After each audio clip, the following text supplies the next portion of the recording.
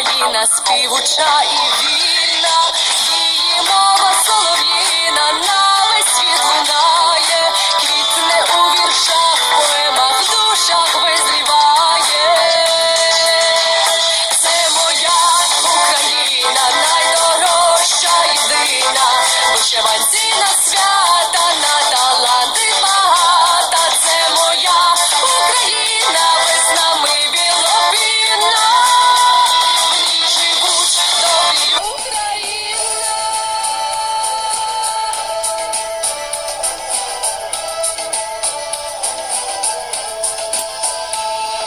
Світ розвіяний вітрами, коріння пускає.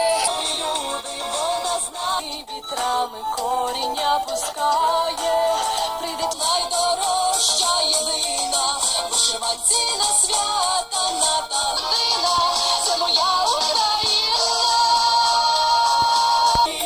найдорожча єдина, вишиванці на свята.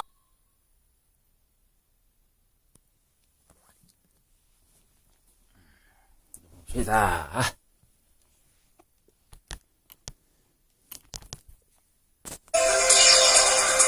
Coming up on this Tuesday edition of Daybreak, China tells South Korea that it hopes Seoul will take its interests and concerns seriously over the possible deployment of a US missile defense system to the Korean peninsula. Visiting US Assistant Secretary Daniel Russell hails the strength of the South Korea-US alliance and thanks the Korean people for their support for the injured US Ambassador Mark. Seoul will take its interests and concerns seriously over the possible deployment of a US missile defense system to the Korean peninsula. Visiting US Assistant Secretary Daniel Russell hails the strength of the South Korea-US alliance and thanks the Korean people for their support for the injured US Ambassador Mark Lippert. Russell will hold talks with officials from Seoul's foreign ministry today. Plus, raising tensions with the West, Russian President Vladimir Putin orders tens of thousands of troops in northern and western Russia to be put on full alert. Daybreak begins now.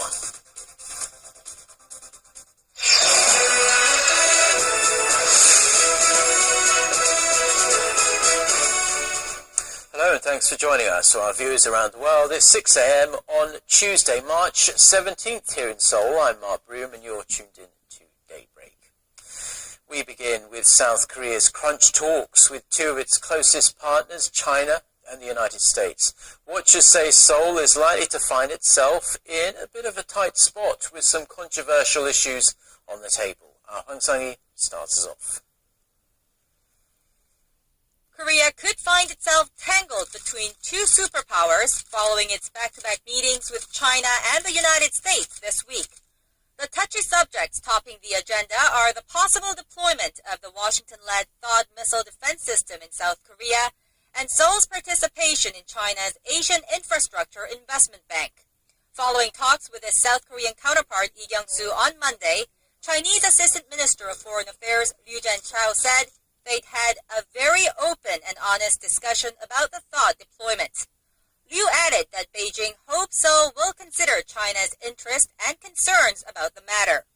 Beijing is against the deployment because of concerns that its radar system, which can cover 1,000 kilometers, could be used to monitor mainland China. Although Seoul and Washington say there have been no official discussions on THAAD, the U.S. Forces Korea said last Thursday that it conducted site surveys on where to deploy the missile defense system. As for Seoul's participation in the AIIB, Liu said he reiterated China's hopes for Korea to join the bank as a founding member. The AIIB, aimed at creating a new financial order centered around China, is opposed by the U.S. because it believes Beijing could use it for political purposes. Seoul will reportedly make its final decision on joining this new financial institution later this month. And all this comes just a day before U.S. Assistant Secretary of State Daniel Russell meets with South Korean officials. While Russell is widely expected to address these two sensitive issues, an official at Seoul's foreign ministry brushed off the speculations, saying that his visit has nothing to do with the THAAD deployment or the AIIB. 황성희, 아리랑 뉴스. And as Sung-hee just mentioned there, U.S. Assistant Secretary of State for East Asian and Pacific Affairs Daniel Russell arrived in Seoul on Monday, ahead of his talks with South Korean officials about a wide range of issues of mutual concern. Speaking to reporters upon his arrival at Incheon International Airport, Russell thanked Koreans for their concern and support for U.S. Ambassador to South Korea Mark Lippert, who was injured in a knife attack earlier this month. He also stressed that the South Korea-US alliance and global partnership remains as strong now as it ever has. The US official said he expected to discuss a range of issues with South Korean officials during his stay, which may or may not include the possible deployment of that THAAD missile defense system to the Korean peninsula. Russell will meet with his South Korean counterpart Lee Kyung-soo on Tuesday morning and Seoul's Vice Foreign Minister Jo Tae-yong later in the day. Now, it shouldn't come as a huge surprise to learn that the US Navy has identified South Korea as one of its most strategically cooperative nations in the Asia-Pacific region. Reported on Monday local time, Washington's new maritime strategy report, called Cooperative Strategy for 21st Century Sea Power, names 6 countries, including Australia, Japan, New Zealand and Thailand, as countries that it will boost its naval cooperation with in the years to come. The new strategy stresses that weapons of mass destruction pose a continued danger to the US and its allies, and that states like North Korea and Iran remain a real threat. Aimed at boosting the US Navy's presence in the region, the plan calls for boosting partnerships through international training drills. This latest report is the US Navy's first strategy revision in around 8 years. Korea and Japan have agreed to press ahead with efforts to resolve the issue of Tokyo's wartime sexual enslavement of Korean women. Korea's chief delegate, Lee Sang-dok, and his Japanese counterpart, Junichi Ihara, met in Seoul on Monday for a 7th round of talks on the highly emotive issue for Koreans. Seoul's foreign ministry says the discussions were frank and meaningful, and that both sides believe the issue should be solved by the end of this year. Now, Korea wants Japan to take sincere steps to compensate the aging victims, but Tokyo continues to insist the matter was settled through a bilateral treaty signed some 50 years ago in 1965. Seoul also called on Tokyo to take cautious action over issues that... Now, Korea has opened its 7th Innovation Center, this time in the southeastern port city of Busan. As part of President Park's creative economy drive, the government hopes to transform Busan's manufacturing-centered economy into a service-led growth engine of the future. Now, Choi Sun reports. In cooperation with retail giant Lotte Group, Korea's latest innovation center in Busan will set up a $200 million fund to foster personnel and support startups in distribution, film, and the Internet of Things. It plans to offer a one-stop counseling service on development, marketing, and commercialization of innovative products and help diversify Busan's traditionally strong shoe and fisheries industries. 전통 상품은 물론 혁신 제품의 가치와 상품성을 높여서 한국의 대표 상품으로 도약하게 만드는 유통혁신의 거점이 될 것입니다. Lotte, which also runs an entertainment business, will join hands with the government's new cultural creativity complex to build an ecosystem for Korea's film industry. In line with the government's goal to establish a global Internet of Things hub by 2019, the Busan Center will test potential commercialization of related technologies and nurture startups that integrate the technologies in the safety and tourism sectors. As part of President Park's creative economy drive, the government plans to build 17 innovation centers around the country, each teaming up with a conglomerate to encourage creativity and help fledgling companies commercialize their products globally. The success of these centers is linked to how smoothly conglomerates and SMEs will cooperate, how much of an initiative they will take, and their intent to participate. Placing a greater emphasis on the conglomerate's willingness to generate output, experts say that in order for the PAC administration's innovation initiatives to bear fruit, succeeding administrations will have to continue to support these centers and their projects. 최유선, 아리랑 뉴스. Now, the average growth rate of sales of non-financial listed companies has been decreasing for the past couple of years, and last year it actually turned negative, with many manufacturers seeing their sales and profits slump. Our Song Ji-sun has more. Korean manufacturers entered a phase of negative growth last year. According to the Federation of Korean Industries on Monday, sales of over 1,000 listed companies decreased 1.5% as of the third quarter of last year, compared to the same period a year earlier. Profit growth also slowed to negative 18% last year, from a 1% growth in 2013. The trend was more noticeable among manufacturers, which account for more than 70% of the firms surveyed.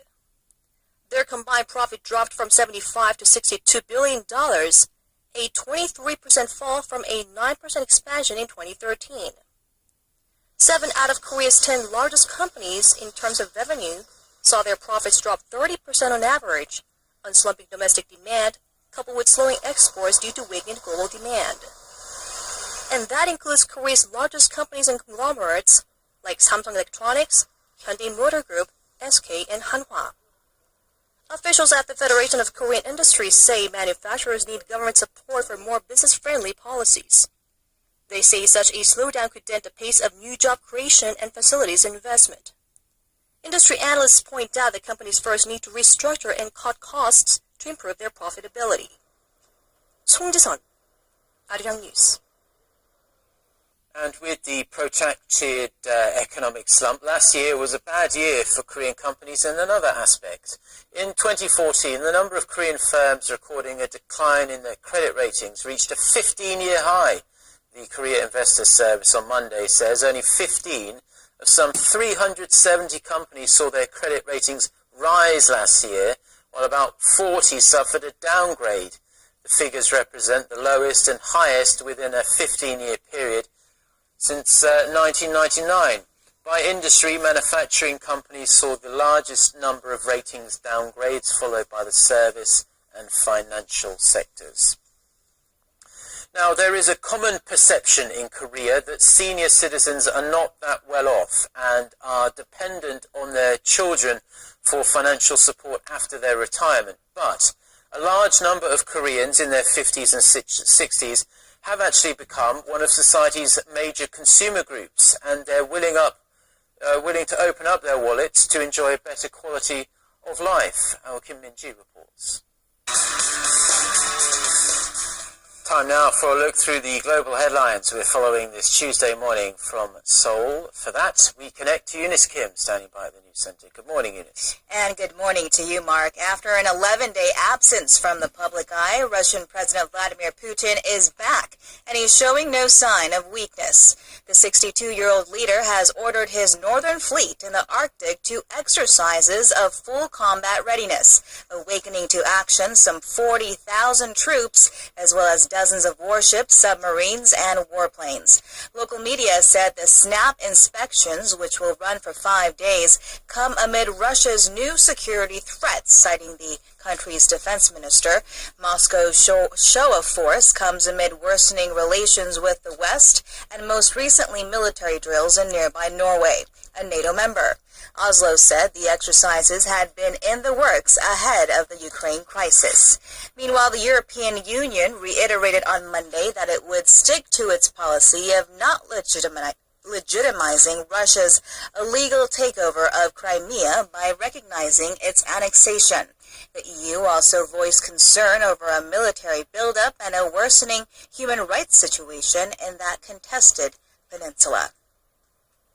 Prime Minister Shinzo Abe says Japan is ready to take on a more prominent role at the United Nations, that is, as permanent member at its Security Council. The Japanese leader made the remarks at an event in Tokyo marking the 70th anniversary of the world body. Prime Minister Abe said Japan was built on deep regret over the past war, but failed to clarify the countries he